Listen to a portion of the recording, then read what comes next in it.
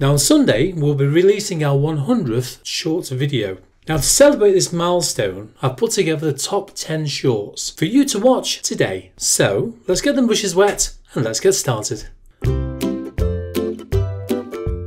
Very important to look at the overall shape of the pupil. So look at the direction that the pupil is from the top to the bottom. Is it level or is it slightly to one side? And you also need to generally work with a very dark colour because you want everything else around that dark area to stand out. Take good note as well from that reference photograph for those minute details that you can see within the reflection of the eye. In this case, we can see a tree, we can see telegraph poles, we can see telegraph lines. There's all sorts within that little reflection, so look very closely and pinch into that reference photograph. Just remember though, just paint what you see. It's as simple as that, paint what you see. Because if you try to make up some details that are not really there, then you find that it can look a little bit on the false side as well. And if it's blurry, then paint it blurry. Now normally we'll try and reserve the whites for the highlights, but I also like to add watercolour white or white gouache in there to kind of give it that little bit of extra sparkle. So really to kind of make it pop, not too much, just a small amount will make a big difference. And finally bring that eye to life.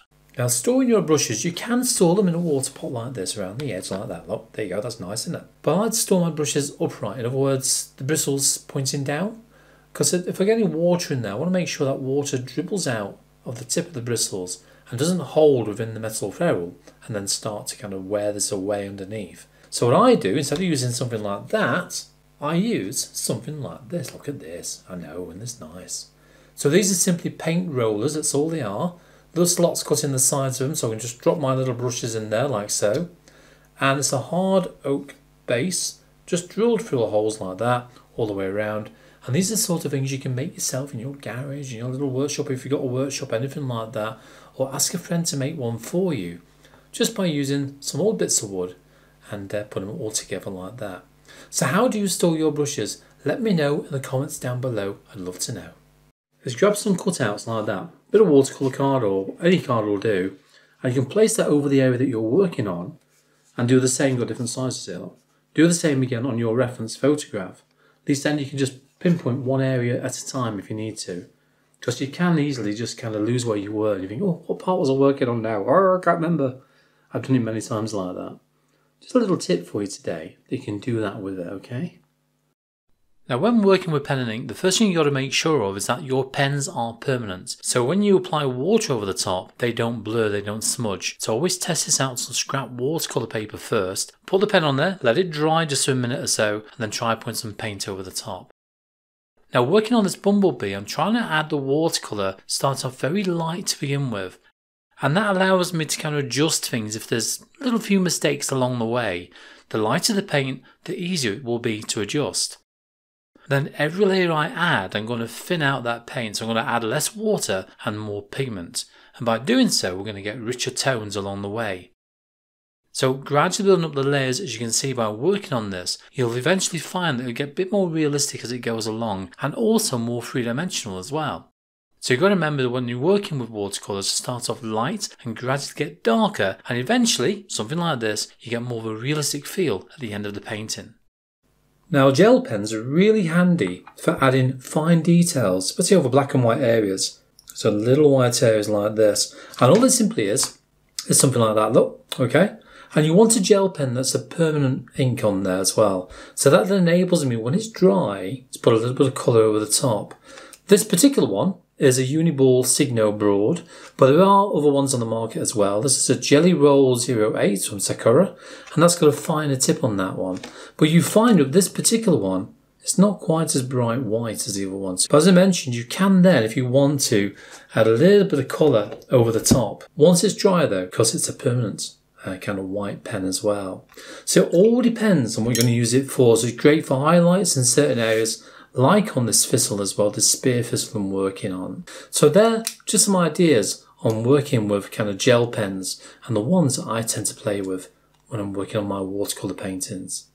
Watercolour shadows. Now notice that I've already added a darker wash of colour. Now what we can do with that is add the darker details over the top, bringing all them lines closer together as I do so. Because when I get them lines closer together, that'll increase that detail within that one area. But I still want those details underneath to still show through, so remember that. Continue to work in the same direction as the wood grain because that's very important, obviously, to trying to get that wooden feel. You can deviate a little bit by having slightly wiggly lines in places, kind of give a slightly different impression as well, and a different type of grain. We also need to intensify those colours at the top of this area for those darkest areas, those really dark areas, by painting even more lines on the painting. You also have to consider the overall shape as well. So like I said, the dark areas have to be dark, the light areas have to be light, and anything in between needs to be on those mid-tones. So consider this when you're adding all them fine details on and the strength of the colour mix that you're using. Now you can see how all this goes together for a more realistic feel for wooden effects.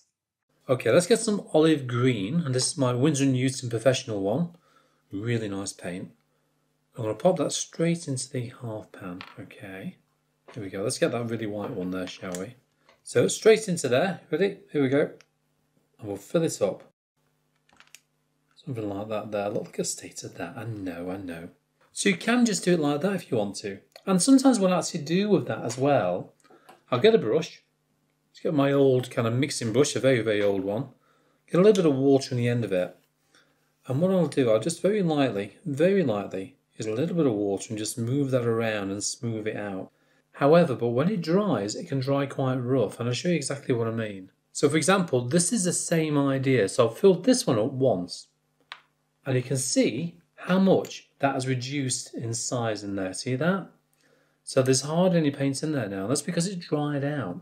Now the first thing I like to do is add the palest colours first, and we can gradually build upon those paler colours as you go through the painting process. So start off lighter and gradually get darker as you go along. So overlaying the permanent pen as well. It's got to be permanent ink, by the way, otherwise it'll obviously just blur and run underneath the watercolour paint. Increasing the strength of the colours as you go along as well, so we're going to add more pigment and less water as you go through the painting process. But then you also got to consider the overall shape at the same time, so where it's going to be kind of richer in tone, darker as well, like underneath the belly as you can see here. So therefore you've got to increase the pigment quantity and also reduce the amount of water that you add within that paint as well. So more pigment, less water, and keep checking it as you go along, looking for those darker areas, but don't go really dark, because remember we've already got the detail on the paper using that permanent pen, haven't we? So the overall idea here is to add that zap of colour to really bring this painting to life.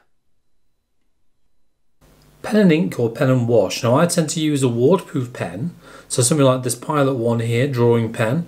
And I very often use 3 different sizes, like a 01, 02, 03. So each one's a different thickness on the nib size. And using a variety of marks, and what I mean by marks, you can use squiggles, like that. You can use cross hatches, like this, okay? Lines that way, and then opposite way, that way. Or you could even go even more and use lines diagonally across that as well to go even darker for those areas. And you could even use the same idea for semicircles, overlapping the opposite way around as well. I'll vary the nib size to decide on the darkness that I need, and also the fine lines, so you can just lightly graze by using the side of the pen as well. So that's what I use one of these waterproof pens for, and also enables me to add colour over the top at the same time.